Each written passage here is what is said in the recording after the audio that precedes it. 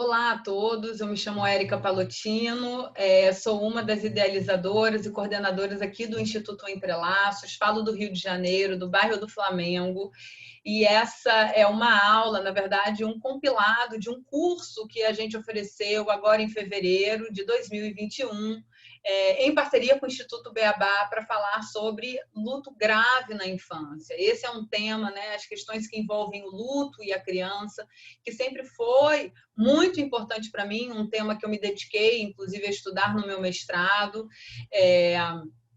e que eu sempre tive um desejo enorme de construir uma atividade de educação para trazer reflexões e propor o estudo de questões que envolvessem as gravidades ou a gravidade no processo de luto da criança. E aí, em parceria com o Beabá, foi um desafio fazer esse curso em 4 horas, um mini curso, que teve a participação de mais de 80 alunos, um espaço de muita discussão e troca. A gente teve um pequeno intervalo nessas 4 horas, então foi uma intensidade de conteúdo e de articulações teóricas com embasamento na clínica, na prática, e é desse lugar que eu costumo falar. Atendo crianças há muito tempo, adoro atender crianças, e esse curso eu penso que talvez ajude diversos outros profissionais a repensarem ou a pensarem suas atividades clínicas, a sua prática, e esse lugar que a gente ocupa no cuidado aos processos de luto que envolvem a criança. E eu quero começar dizendo para vocês que eu disse muito isso no curso, que quando a gente aceita uma criança para atendimento, a gente recebe mais de um paciente. O entorno da criança também precisa de cuidados e avaliação. Família, cuidadores, irmãos, às vezes o próprio ambiente de educação. Então, essa é um primeiro ponto que eu quero deixar aqui. Então, atender a criança é também receber esse entorno que merece avaliação e cuidado. Não só nas entrevistas iniciais, para a gente entender um pouco melhor esse funcionamento da dinâmica infantil, mas também no próprio processo de tratamento e de psicoterapia, quando ao longo das sessões a gente convoca pessoas dessa rede, desse entorno e dinâmica da criança para poder avaliar e pensar um pouco como que a criança funciona nesse ambiente. E é sempre muito revelador. Eu vou começar a compartilhar os slides, eu não consegui fazer isso antes, não sabia se estava gravando, então peço desculpas, mas vou compartilhar aqui os slides, que, de novo, assim, é um compilado de slides que eu trouxe de um curso que teve muitos e muitos slides. E aqui eu selecionei alguns pontuais que penso vão ajudar um pouco a gente entender melhor por onde esse lugar teórico e clínico se apresenta. Deixa eu chegar aqui para o lado da janelinha. E aí eu começo com uma frase desse grande teórico dos estudos do luto, alguém que a gente gosta muito, que a gente sempre cita nos nossos cursos, porque o trabalho do Robert Niemeyer é um trabalho muito visionário, especialmente para aqueles que fazem clínica. Ele nos ajuda a pensar a psicodinâmica, avaliações, as intervenções, e ele tem falas muito precisas. Ele diz que o luto envolve reafirmar ou reconstruir um mundo de significados que foi desafiado pela perda. Enlutados revisitam, revisam e reescrevem suas histórias de vida a partir de ações, obras e relações após a perda. E o que ele diz para a gente a vida muda, existe um antes e depois. E essa reconstrução de um mundo de significados, ela tem um custo, né? Tem um desafio psíquico, emocional atrelado a isso. Isso acontece com os adultos e isso acontece também com as crianças. E aí, como nasceu esse curso, né? Qual foi a proposta dessa visão, assim, né? De poder falar disso.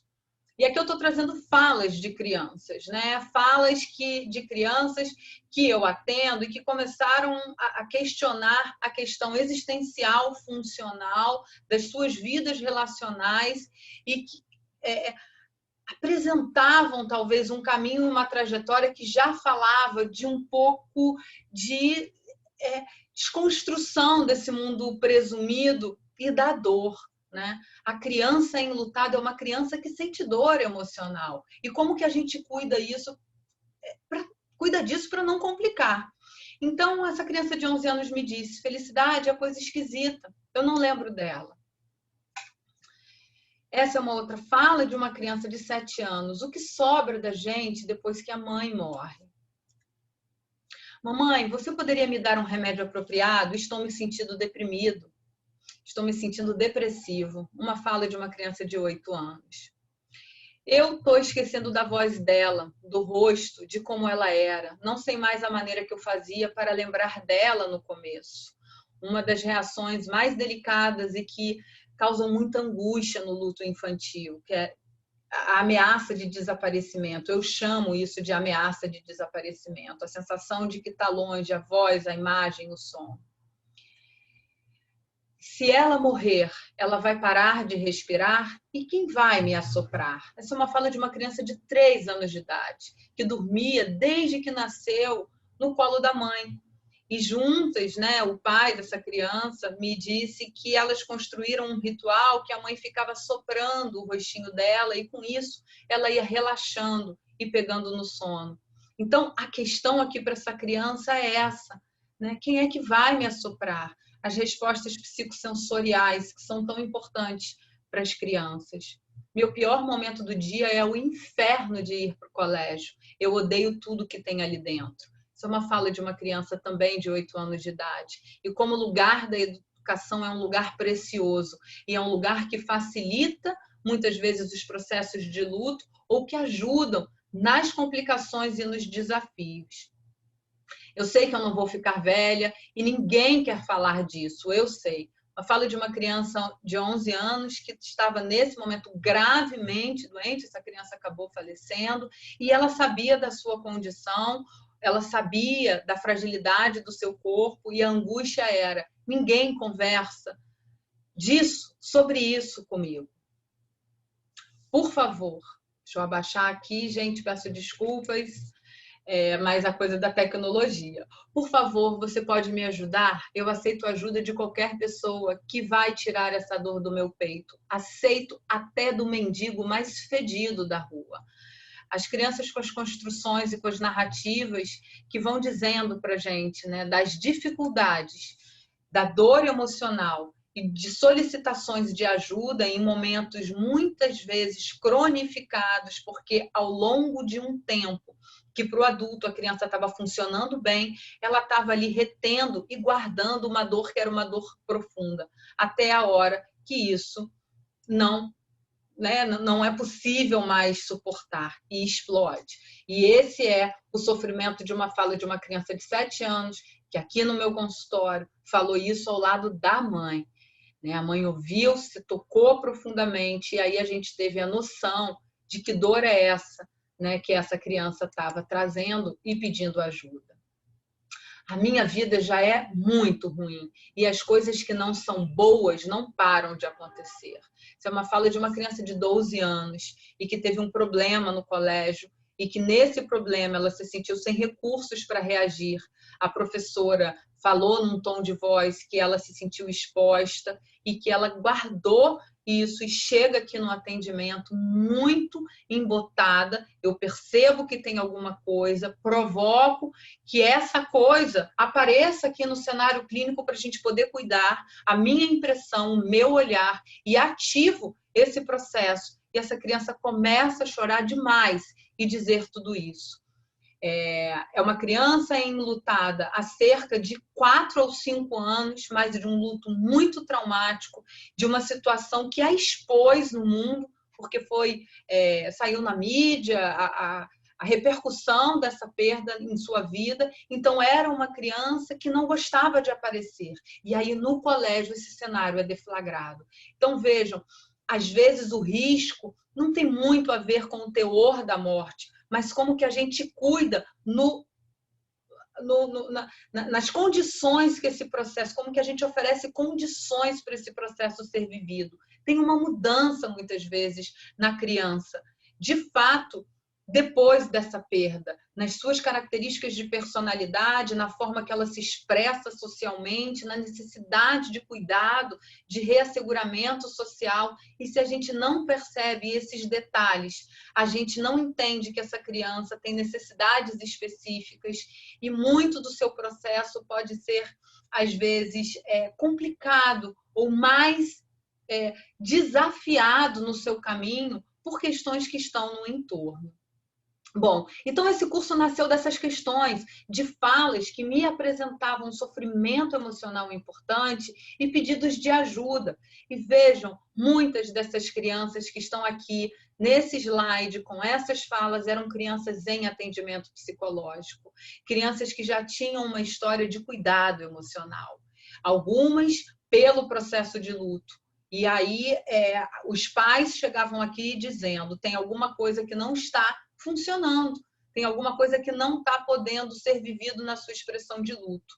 Alguns pais eu acompanhava e passei a acompanhar também as crianças, mas o curso nasce dessas questões que são questões das crianças e passam a ser questões também para mim, assim, de como essa condução clínica vai acontecendo. Bom, o importante a dizer aqui é que a morte e o morrer no século XXI são dispositivos ausentes no discurso social, uma questão que eu trouxe para a turma. É uma questão que eu trouxe para a turma importante, assim, porque será que a gente está falando de tabu aqui? Crianças e adolescentes em sofrimento, dor, morte e luto talvez sejam, sim, tabus ainda de se falar, ou dificuldades dos adultos. Mas será que a morte e o morrer ainda é um discurso ausente? Eu penso que não, né? Cada vez mais a gente fala de morte, de cuidados paliativos, de cuidado ao luto, mas quando a gente chega no cenário, na seara da infância e da adolescência, tem alguma coisa aí que parece ficar um pouco delicada demais. E aí eu pergunto, né? Eu acho que esse é um slide mais de reflexão. Sabemos cuidar? Sabemos psicoeducar? Sabemos avaliar o risco de complicação? A educação para a morte funciona como um fator de prevenção para a saúde mental. Essa é uma fala da Vilma da Costa Torres, que diz que educar para a morte é, sim, proteger a nossa saúde mental. E aí, a gente sabe que o processo de luto é essa força psíquica, essa força muito aguda que, num primeiro momento, como esse autor coloca para a gente, opera em um plano superior e avançado de dor, e que torna o hoje e o presente insuportável e o futuro indesejável. Isso também com a criança. Todas as crianças daquele slide que eu mostrei, uma apenas era uma criança doente, mas todas as outras perderam seus pais, ou pai ou mãe, né? E como que a gente acredita que isso não vai ter um efeito presente deletério, um efeito na condição do seu desenvolvimento emocional infantil. Então, a abordagem precoce é alguma coisa de muito fundamento para profilaxia de enlutamentos graves na infância. E aí, o que eu estou chamando desse enlutamento grave? Eu estou trazendo aqui maneiras de apresentação que surgem na clínica e na minha experiência no cuidado com criança, de desadaptações sistêmicas, de disfuncionalidades vitais, de um estado prolongado e continuado de alerta e hipervigilância, uma precocidade no desenvolvimento emocional infantil, pulos nas etapas consideradas normais do ciclo vital, inversão dos papéis entre pais que são cuidadores e filhos. Então, a distorção do que é ser base Porto Seguro. Uma criança de 7 anos de idade não pode ser conforto para sua mãe dormir melhor, né? A mãe tem que ser conforto para essa criança conseguir dormir melhor. E nessa situação, quem tem insônia é a criança e não a mãe. Quem tem dificuldade de dormir é a criança e não a mãe, porque ela não pode ser considerada por essa mãe também enlutada base da sua segurança. Não há condição, estofo psíquico. Não há matéria-prima emocional para dar conta de um conteúdo do adulto que tem uma complexidade muito grande.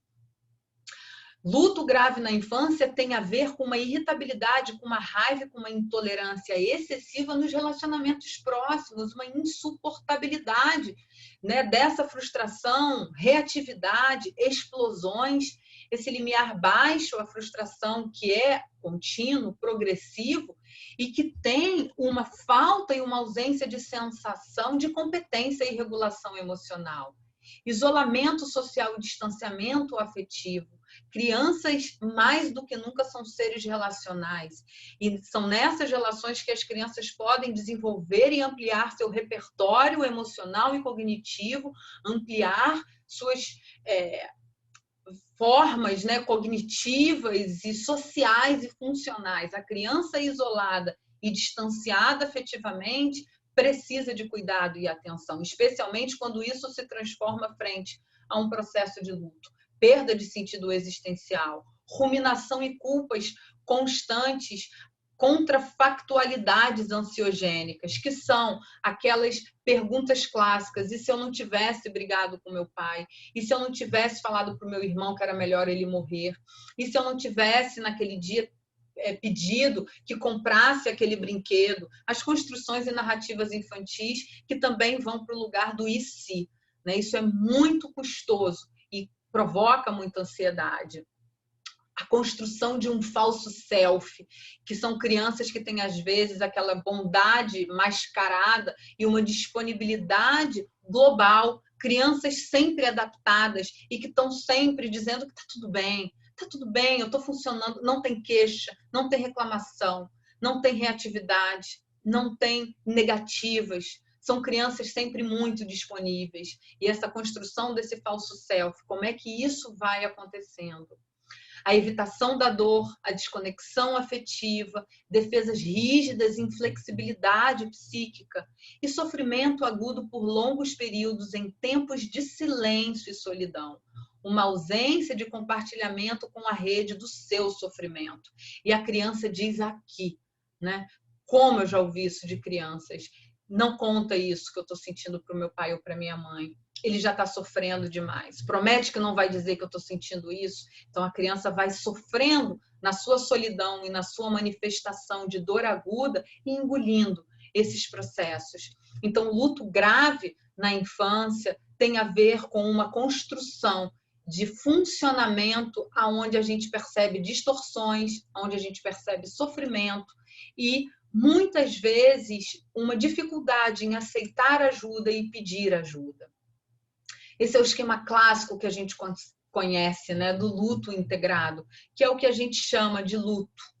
O luto saudável, o luto normal. A gente não usa esse termo porque não há necessidade, porque a gente entende que todo o processo de luto é normal, mas a gente consegue, a nomenclatura, né, na verdade, consegue dizer para a gente que esse luto saudável se chama luto integrado. Então, é um nome que a gente oferece para essa condição normal e esperada. Existe um evento, uma morte, a gente entra aí nesse processo que é multidimensional, que é vivido de uma forma única e particular, que é não linear, que tem muito a ver com a faixa etária, com o momento do ciclo vital, e o luto é disparado a partir de um evento, de um rompimento, de uma ruptura significativa de um vínculo. A gente entra classicamente num processo agudo de luto, com muita dor, sensação de desesperança, de tristeza profunda, uma quebra em todas as nossas referências de mundo, medo, uma reação ao estresse agudo, e a gente fica em risco. O estresse agudo nos coloca em risco.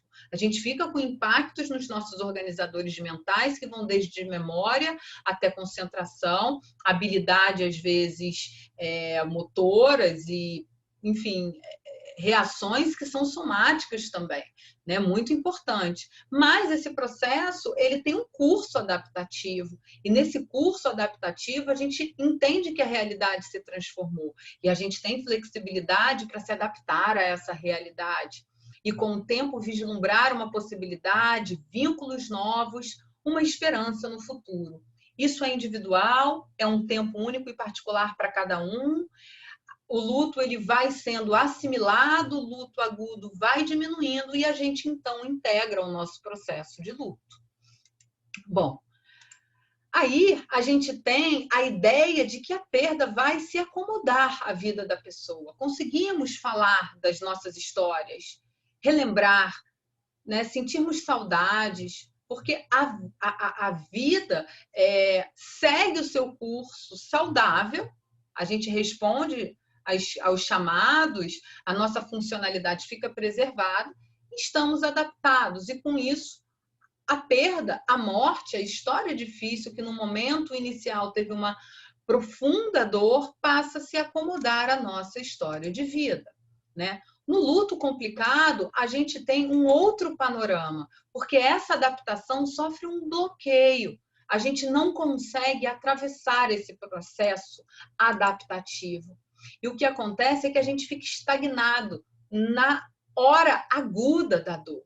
A gente tem uma persistência de sintomas agudos, com sentimentos, pensamentos e comportamentos que são disfuncionais, que são de risco, essa contrafactualidade, o tal do e se aumentado, a gente tem uma evitação excessiva ou uma busca compulsiva por proximidade da pessoa que perdeu, então ou a gente não quer lembrar dela, quer burlar caminhos, memórias, a gente sai se desfazendo de tudo que lembra da pessoa, a gente não come aquela comida, a gente não escuta aquela música, a gente tenta evitar tudo que acione a memória de forma persistente e prolongada e que isso demanda um esforço emocional grande, ou a gente tem uma busca compulsiva, a gente se veste com as roupas, a gente quer dormir no mesmo lado da cama, a gente quer passar pelos mesmos lugares, a gente quer ter fotos e fotos e fotos e imagens.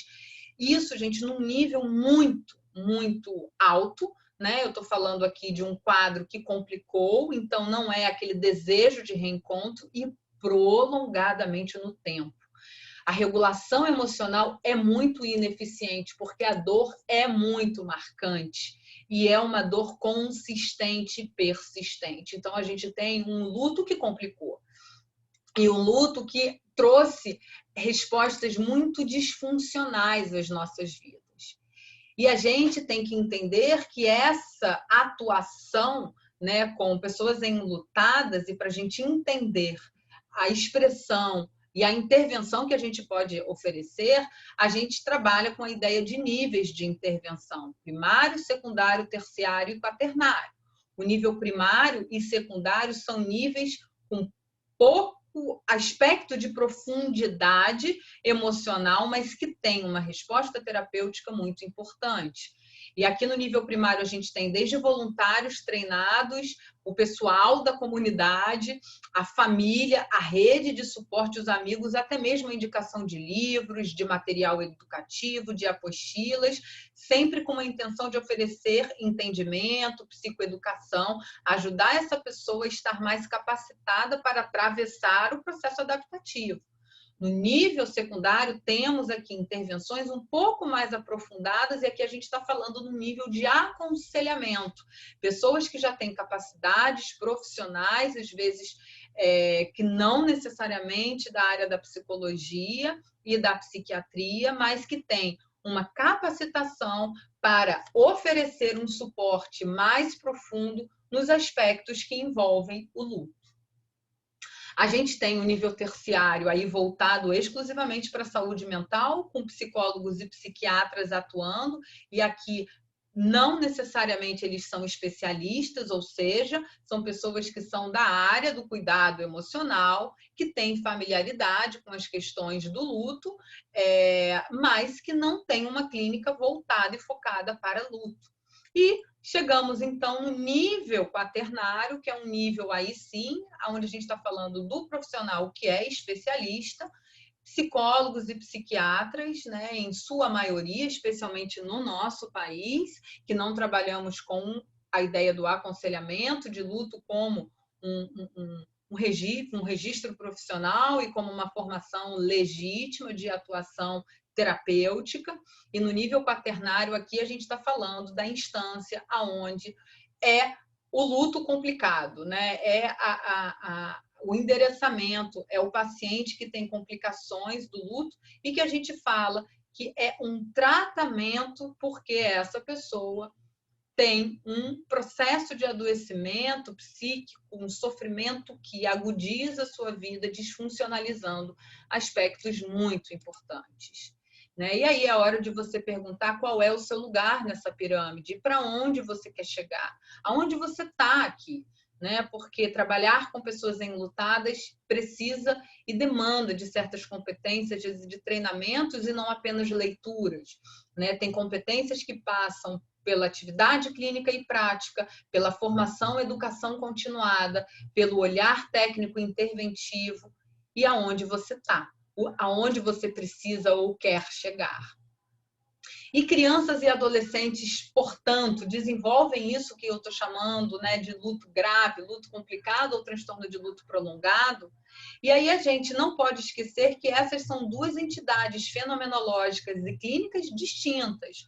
Luto complicado, que é o complicated grief, é uma categoria que envolve muito mais aspectos patológicos do processo, né, que tem a ver também com luto prolongado, porque em todo luto complicado tem luto prolongado, né? Assim, no entanto, no luto prolongado, não necessariamente você tem luto complicado, porque o transtorno de luto prolongado tem a ver com a cronificação, o prolongamento de aspectos que são considerados normais e esperados do processo de luto.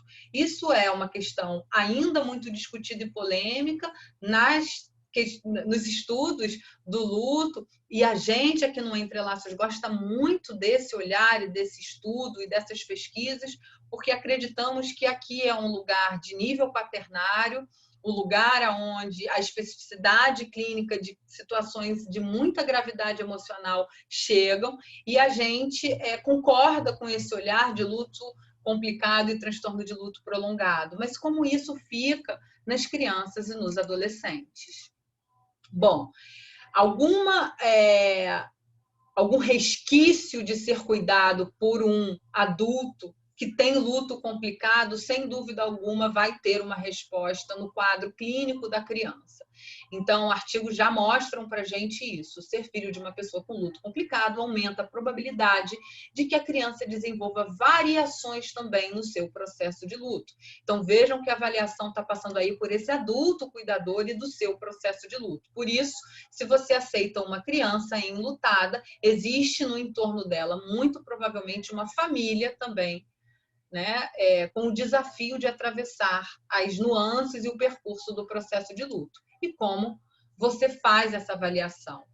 O que a experiência clínica demonstra para a gente? Que as crianças vão se enlutar gravemente, sim, quando não são escutadas e não têm suas necessidades identificadas corretamente, aumentam as queixas globais, o mal-estar e a insatisfação vital.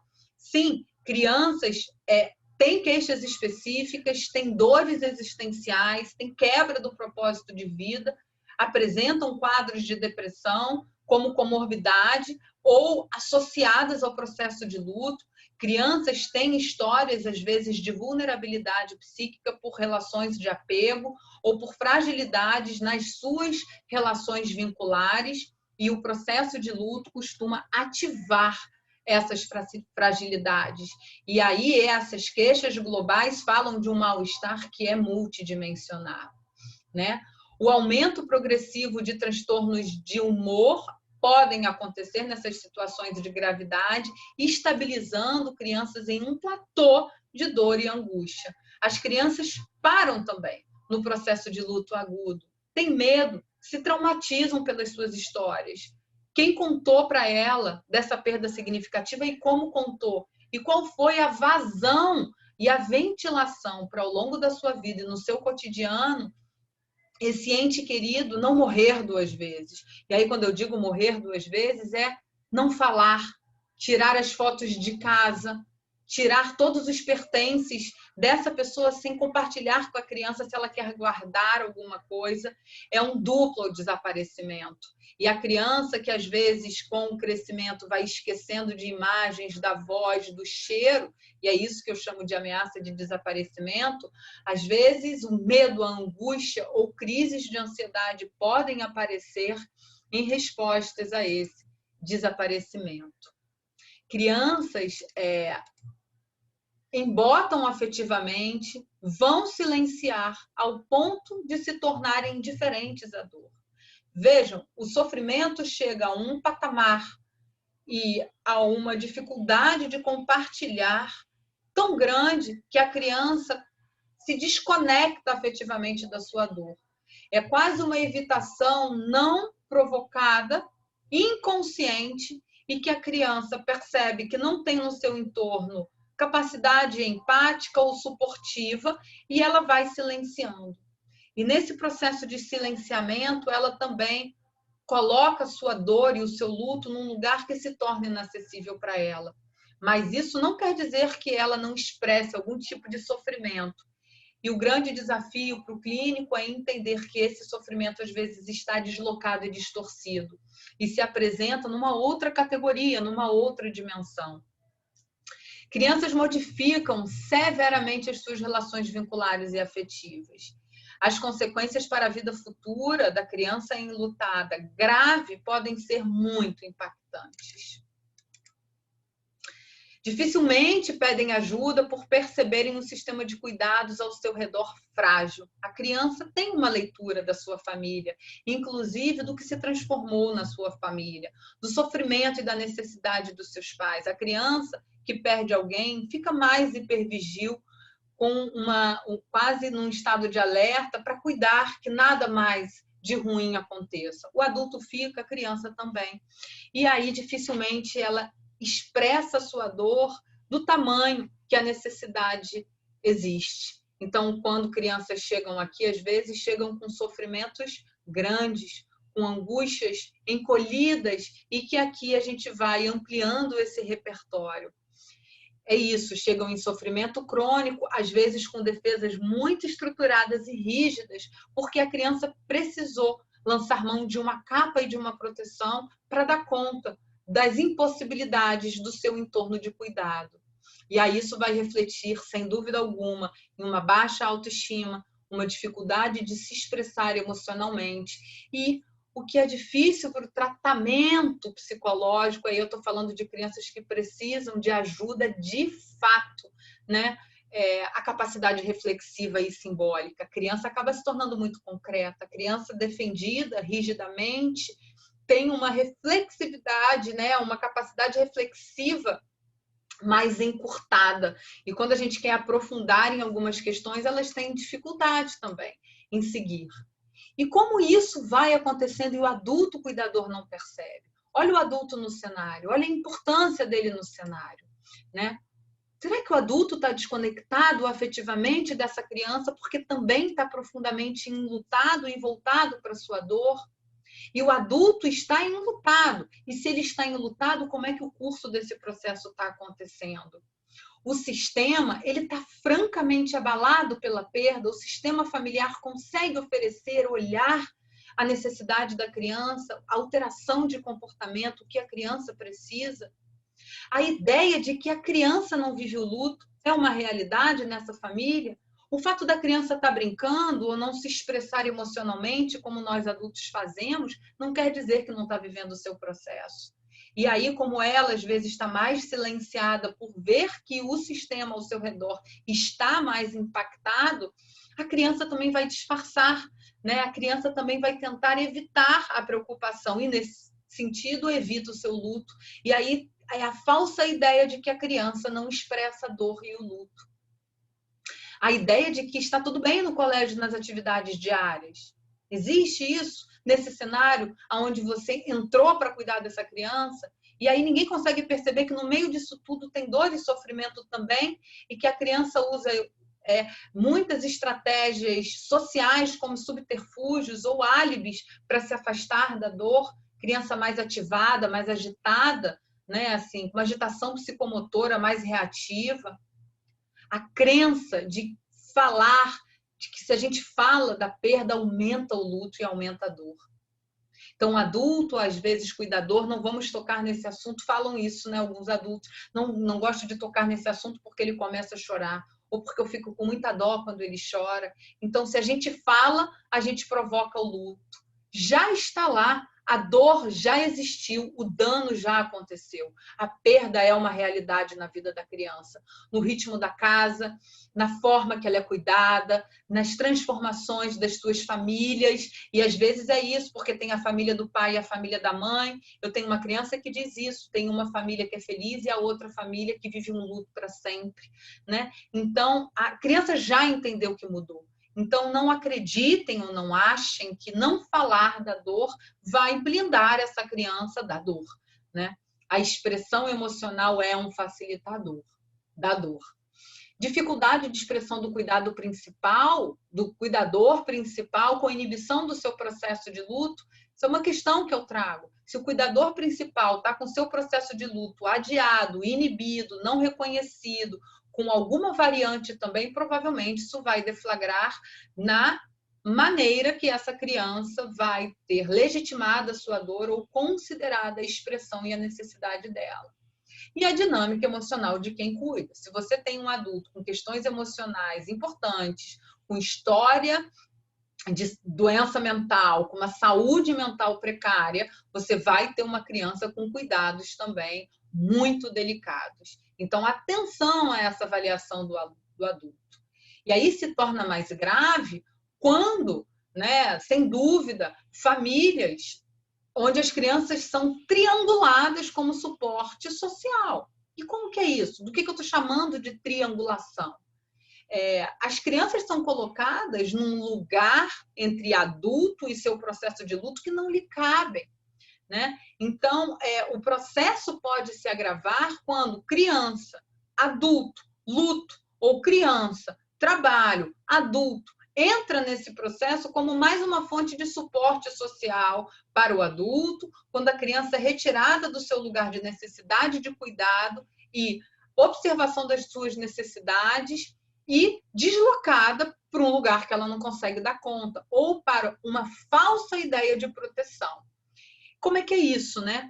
Alienação e isolamento do cuidador. É uma loucura quando a gente entende que o cuidador está muito e profundamente enlutado e está realizando as suas atividades cotidianas. Isso, inclusive, é descrito na literatura como fator de risco para luto complicado. Perder o cônjuge com idade ainda, sendo jovem, com uma idade ainda de formação e construção da sua vida com filhos pequenos.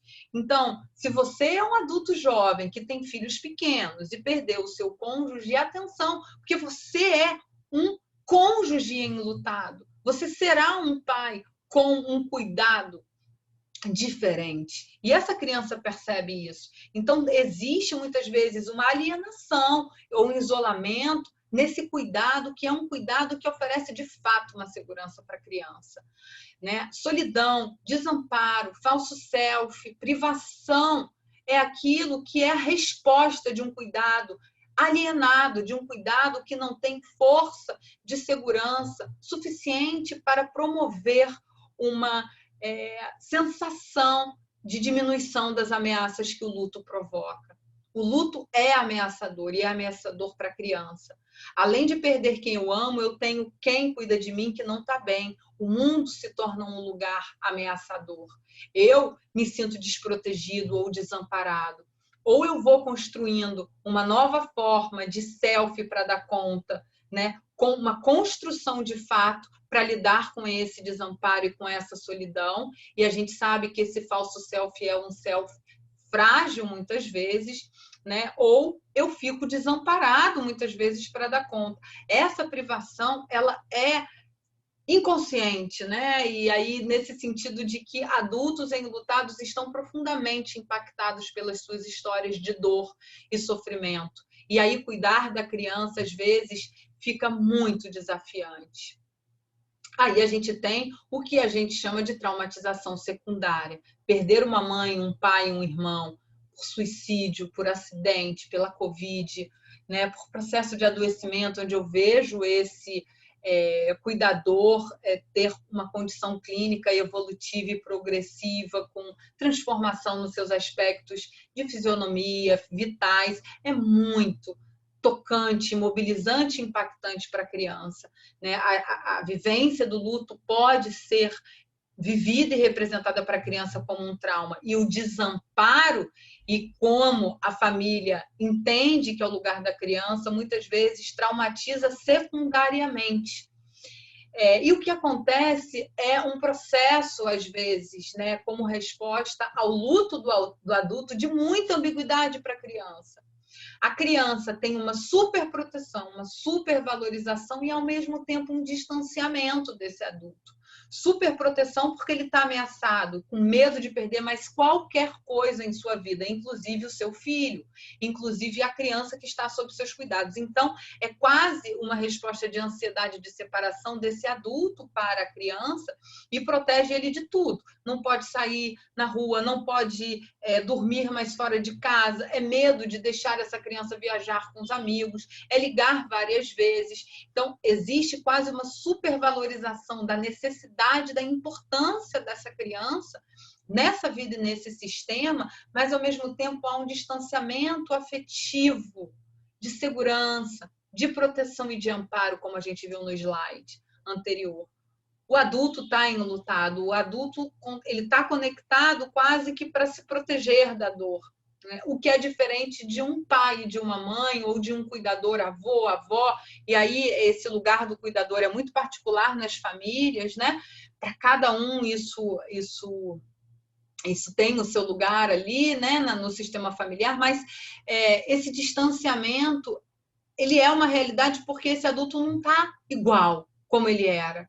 O amor, o cuidado, o oferecimento de suporte, a segurança, as ameaças não está igual. Esse adulto também está com o limiar baixo, a frustração, a tolerância, ao seu senso de capacidade. Ele, às vezes, está sem dormir direito, ele não está conseguindo se alimentar, ele está muito preocupado com o futuro, e aí financeiro, social, afetivo.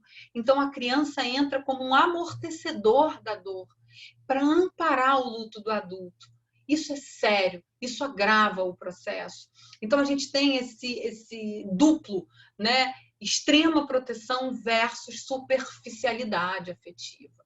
O trauma da perda pode acentuar o laço afetivo. Então, eu me ligo, eu me colo à criança para me proteger, porque ela me alivia, porque ao lado dela tudo volta a fazer sentido, mas eu uso a criança como anteparo e muleta da minha dor. Essa criança é um objeto de suporte emocional para o adulto. E isso é muito delicado.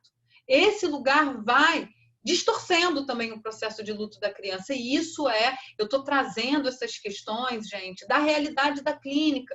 Por isso que quando a gente recebe uma criança, a gente recebe esse entorno e a gente recebe adultos enlutados e famílias impactadas. E a gente precisa olhar para esse entorno na avaliação, no prognóstico, naquilo que traz risco, né? E temos facilitadores e restauradores, ou seja, condições que podem ser atenuantes para as condições graves. Então, a presença de uma pessoa conhecida no cenário e que essa pessoa ofereça estabilidade e linearidade, que o ambiente onde essa criança seja cuidada, né, no seu processo de luto, seja familiar e seguro, um ambiente novo também precisa e demanda da criança novos recursos. E é uma perda e uma despedida para a criança, o quarto, a mudança da casa, a separação e a distância de amigos. Cuidados estáveis, regulares, previsíveis e também familiares. Como a previsibilidade ajuda na criança, né? Em todos nós, mas na criança muito. Por isso que a instauração da rotina traz para a criança esse senso de estabilidade que é tão organizador. Suporte ao enlutado adulto, né? As intervenções precisam ser familiares, né? A gente sabe que na psicologia a condição de atender pessoas da mesma família provoca conflitos éticos importantes, mas na intervenção, nesse diagnóstico situacional familiar sistêmico, a gente faz intervenções familiares. Então, eu atendo pessoas da mesma família, muitas vezes em sessões separadas, em sessões conjuntas. Eu tenho acordos com familiares adultos que estejam na sala de espera, que fiquem aqui, porque no meio da sessão da criança eu posso chamá-los para entrar na sessão e ajudar a criança a falar sobre certas coisas, nomear sentimentos, e que esse adulto possa entender a condição de dor e expressão emocional da criança. Acesso e disponibilidade para a conexão com o ente querido, né? Por isso que retirar tudo da casa, do ambiente, porque facilita o processo de luto do adulto, pode prejudicar o processo de luto da criança. A criança não tem ainda um repertório mental, cerebral, emocional, que ajude ela a consolidar imagens a médio e longo prazo. Então, a sensação de que está esquecendo, e eu lembro de uma criança que disse isso e que chegou aqui muito impactado, porque tinha esquecido que o pai usava óculos. E aí essa ideia do esquecimento de algo que era tão forte no pai causou muita angústia. Então, a conexão ao ente querido é proteção, né? É alguma coisa que consolida na criança essa história afetiva que a morte levou, mas que a conexão interna consolida e protege, que não vai embora. Presença significa acesso imediato. Ausência significa inexistência de acesso. Se você é um terapeuta infantil de crianças enlutadas, se você cuida de famílias enlutadas, esteja presente, esteja disponível. E aí, acesso imediato não é você responder imediatamente às demandas, mas você entender que o seu lugar é de valor nessa reconstrução de um mundo que eu digo que está todo igual e todo diferente, de um mundo que está sendo reaprendido para todos. E muitas vezes esses acionamentos vão existir. A sua ausência, até de fala e de orientação. Eu tenho o que eu chamo, né, ao longo das sessões de crianças, as sessões de orientação de pais, onde há uma orientação desse cenário e que vai ajudando a esse pai, né, e a esse cuidador que é responsável pela criança a entender um pouco o que está acontecendo nesse cenário. A intervenção, então, ela deve ser precoce, profilática e preventiva. O objetivo é mitigar qualquer novos danos. Então, precoce, profilática e preventiva quanto mais cedo, melhor a resposta terapêutica. E a criança que chega para a gente num tempo antes do seu agravamento, tende a responder de forma mais benéfica. Mitigar danos que são multidimensionais, nos aspectos relacionais, afetivos, sociais, educacionais, espirituais, físicos e cognitivos. A criança está no colégio, a criança está na igreja, na sua comunidade religiosa, a criança está se relacionando com os amigos, com a família, a criança está promovendo afetos e construindo suas histórias, né, de rede, relacionais, e quando a gente tem impactos severos em instâncias que estão se formando nesse desenvolvimento emocional infantil, a gente tem risco, né? E aí a gente tem que cuidar aonde está mais acionado.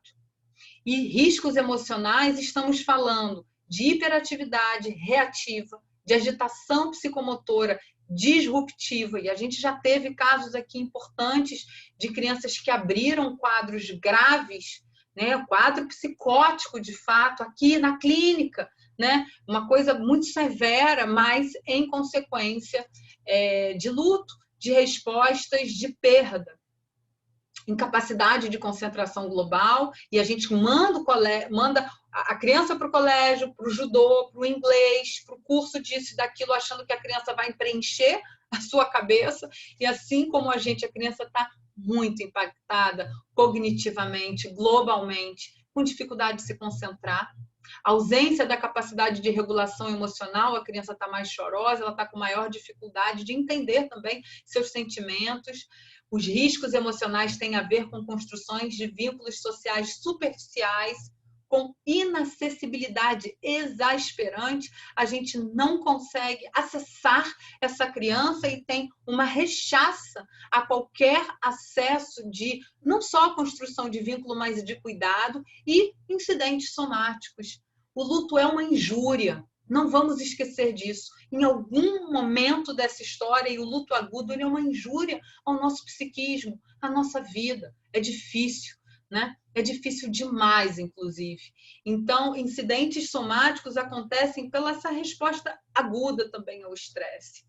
Os transtornos mentais da primeira infância, e que a gente sabe que pode estar estarem correlacionados às questões de luto, tem a ver com transtornos reacionais com bases inibitórias ou agressivas, impulsividade, despersonalização, risco de suicídio, compulsão, transtorno de ansiedade generalizada, neurose obsessiva e psicose, ou seja, se agrava, agrava para valer.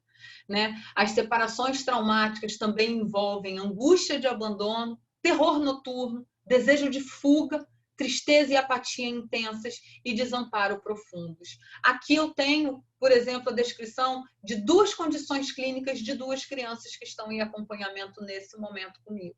Né? Então, são realmente situações que vão trazendo sofrimentos e dores muito agudas para as crianças e suas famílias, né? Que também não conseguem gerenciar e entender como fazer. Casos graves vão levar à perturbação do vínculo afetivo. E em muitas situações a perturbação é, aliás, consecutiva à personalidade dos cuidadores. De novo, o adulto no cenário do cuidado infantil é fundamental. Então, você precisa avaliar, você precisa trazer o adulto entre sessões de crianças, entre sessões do seu paciente, para entender como é que a criança está, como é que ele está. Não é só encaminhar ele para cuidar do seu processo de luto, mas aqui no cenário clínico, onde a criança é vista por você, fazer essa associação. A intervenção, portanto, deve ser avaliada conjuntamente. Lutos sintônicos e distônicos entre crianças e cuidadores precisam ser dialogados. Riscos de uma relação desconectada do cuidado essencial também tem a ver com as respostas de separações traumáticas. E se você tem uma relação desconectada com aquele que te protege, que se torna sua referência, se essa é uma relação desconectada, você tem uma privação afetiva. E aí o suporte é inadequado. Você tem uma distorção nos cuidados que são ofertados. A falta de identificação adequada dessas necessidades relacionais, ou seja, do que a criança precisa e do que eu ofereço, dos cuidados que eu ofereço e das necessidades que, de fato, ela precisa para aliviar a sua angústia e a sua dor. Então, a comunicação fica esvaziada de sentido. Lembram? A gente falou de alienação, de privação e de desamparo. Tem a ver com isso também. O professor Antônio Barbosa, um psiquiatra de Portugal, alguém que a gente também referencia demais o trabalho dele, fala do luto desincronizado, que é muito isso, assim, né? Quando diferentes necessidades acontecem no cenário, não são percebidas, então há um oferecimento de cuidados que não tem a ver com as necessidades de fato. Então, poder ler a necessidade que de fato se apresenta para ser cuidada é oferecer um cuidado que é sincronizado. Quando isso não acontece, quando isso não existe, né, a gente tem um atrito na relação ou uma retirada. Isso pode alterar a dinâmica do processo de luto e uma retirada desse vínculo de cuidado e proteção. Se eu tenho uma necessidade, o meu cuidador essencial e eu sou criança, deveria ter uma leitura adequada. E se ele não tem e está em cuidado emocional, que essa pessoa que está cuidando, né, que está no processo psicoterapêutico, consiga me ajudar a entender a necessidade do meu filho, do meu neto, do meu sobrinho, do meu afilhado, enfim, de quem eu cuido. Não esqueça que cada perda vai criar uma necessidade específica e a identificação dessas necessidades específicas ajudam na criação de estratégias adaptativas. E lá atrás a gente viu que a estratégia adaptativa ajuda na adaptação e é essa adaptação que é o grande desafio do processo de luto. Se tiver um bloqueio na adaptação, a gente não consegue fazer a integração do luto e a gente fica estagnado no processo de luto agudo. Então, uma outra avaliação diagnóstica interventiva que a gente fala muito nesse curso e que ajuda demais a não agravar o processo é compreender a história da morte, para que a história do luto fique mais clara. E aí algumas perguntas são importantes nessa avaliação diagnóstica interventiva. Qual foi o cenário familiar até o momento da morte? Como foi a notícia do óbito? E todos os detalhes importam aqui. Quem deu, aonde foi, quem estava ali, quem era essa pessoa, o que foi comunicado, de que maneira, onde a criança estava nesse momento e com quem.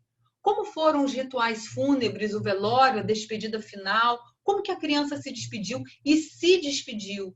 Ou se não foi possível comunicar naquele momento, aonde a criança foi colocada, e se a criança foi retirada, com quem ela ficou. E se ficou com alguém, era alguém familiar, então todos os detalhes importam para a gente entender esse primeiro impacto da história da morte. Como foram os dias que antecederam a morte e os dias posteriores à morte, e especialmente aqui, quando a gente está falando de a morte por um evento de adoecimento, às vezes crônico. Esse familiar estava em casa, estava no hospital. Como que foi os dias seguintes? Ou como foi os dias que antecederam? A família devia estar muito acionada. Essa morte já estava sendo esperada, né? Essa criança foi se despedir, teve a chance de se despedir. Quem esteve como suporte estável, seguro e regular até esse momento que chega procurando cuidados. As crianças que têm histórias de estresse e trauma acabam se tornando adultos mais vulneráveis.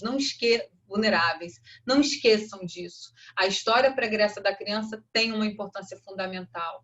As sutilezas ambientais vão moldando e transformando o cérebro da criança, né? Porque é uma criança, é um cérebro, é um aparato mental, cerebral, em funcionamento de desenvolvimento.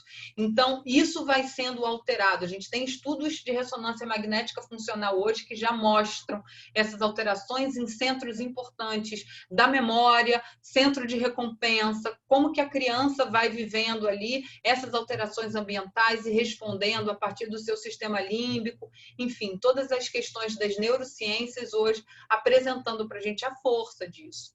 Crianças que cronicamente experimentaram situações de dor e privação emocional constroem caminhos neurais para a sua sobrevivência. São crianças que vão encontrar formas de reagir, de serem defendidos às instâncias traumáticas na sua história de vida. E aí isso vai trazer questões emocionais ao longo da vida, né? Questões cognitivas ao longo da vida. Se a intervenção é precoce, porque eu não estou olhando para a criança agora, eu estou olhando para a criança que se torna um adulto, que se torna uma mãe, que se torna um pai, que se torna um irmão, um cônjuge.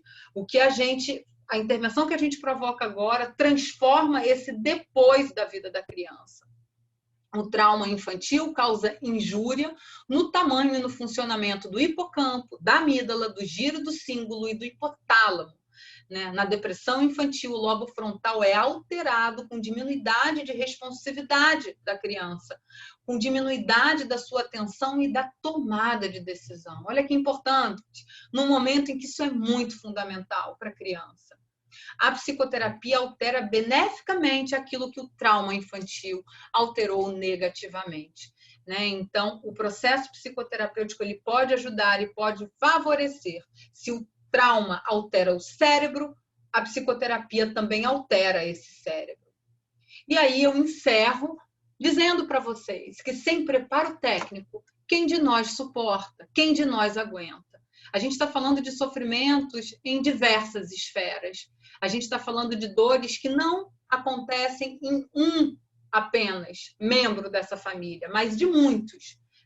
E acho que a avaliação que eu estou trazendo para vocês, que é uma avaliação do adulto, que é uma avaliação desse funcionamento familiar, especialmente desse cuidador que se torna referência no cuidado, e às vezes subitamente, ou às vezes ele já era o cuidador de referência, de fato, ele fica sobrecarregado. A injúria que a criança viveu pela perda do seu adulto querido, o adulto sobrevivente também sofre essa injúria e esse dano, e também está no seu processo adaptativo, mas tem um desafio sobressalente, sobreposto, que é cuidar dessa criança. Então, não deixem de olhar para o adulto. Entendam que as questões que envolvem a gravidade do luto têm diversas esferas, passam por diversos lugares. Não é só o teor, o tipo da morte que determina. Aliás, não é em nenhuma instância a forma que a morte acontece, que determina a resposta de luto, mas essa confluência possível entre rede e a maneira que essa rede oferece cuidado, funcionamento e dinâmica psíquica e a maneira que isso existe na criança e na família e no seu entorno, educação, escola, esse é um lugar que pode ser um facilitador, que deve ser um facilitador, né? Então, avaliem, olhem, coloquem o adulto no cenário de cuidado, considerem o luto infantil e considerem que a criança pode sim agravar. E o sofrimento infantil, ele é difícil às vezes de decodificar e o mais doloroso de reconhecer e de legitimar. Crianças vivem dores profundas, a infância não é uma vivência só romantizada, a infância também é feita de durezas. E nós, trabalhadores, né, e cuidadores da saúde emocional e mental, temos que reconhecer o valor do sofrimento infantil. Bom, espero que vocês tenham gostado, espero que essa fala ajude a rever pontos específicos da clínica, da atuação com criança e dos olhares do processo de luto, né? Dessa construção clínica teórica, mas que parte muito de um lugar prático. Eu atendo, gosto do atendimento infantil há muitos anos, tenho hoje crianças enlutadas na minha clínica que vivem processos de gravidade e limítrofes, adolescentes, que aí a gente tem especificidades que não cabem aqui nessa aula, mas que eu reconheço a necessidade de um olhar específico. Obrigada pela atenção de vocês e a gente se vê numa próxima vez. Tchau, tchau.